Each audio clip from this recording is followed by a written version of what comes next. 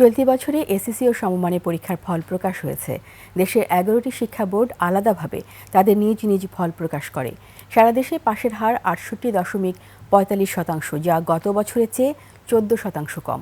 প্রতিনিধিদের তথ্যছবিতে desk report. Chittagong শিক্ষা বোর্ডে এসএসসি পরীক্ষায় পাশের হার ৭২.০৭%। গত বছর ছিল ৮২.৮০%।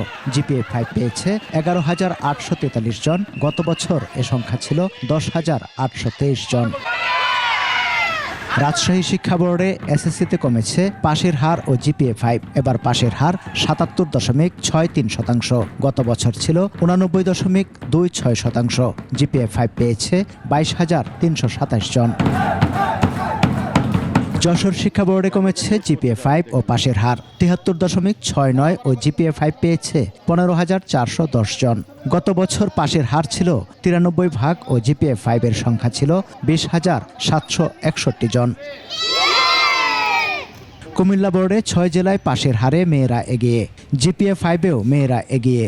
বোর্ডে পাশের হার ৬৩.৬০। জিপিএ 5 পেয়েছে ৯,৯০২ জন। দিনাজপুর বোর্ডে পাশের হার ৬৭.০৩%। গত বছরের তুলনায় এবার পাশের হার ১১% কম।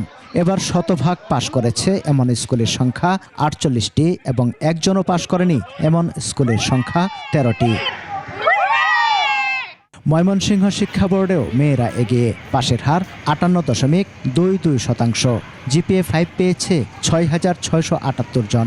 ভালো ফলাফল করায় খুশি শিক্ষার্থী ও অভিভাবকরা। আমার দুই মেয়ে স্কুল থেকে গোল্ডেন এ প্লাস পাইছে, এজন্য আমার অনেক আনন্দ লাগতেছে। সিলেট শিক্ষা বোর্ডে পাশের হার ৬৮.৫৭%। কৃতকার্য শিক্ষার্থীর সংখ্যা ৭০,০৯১ জন।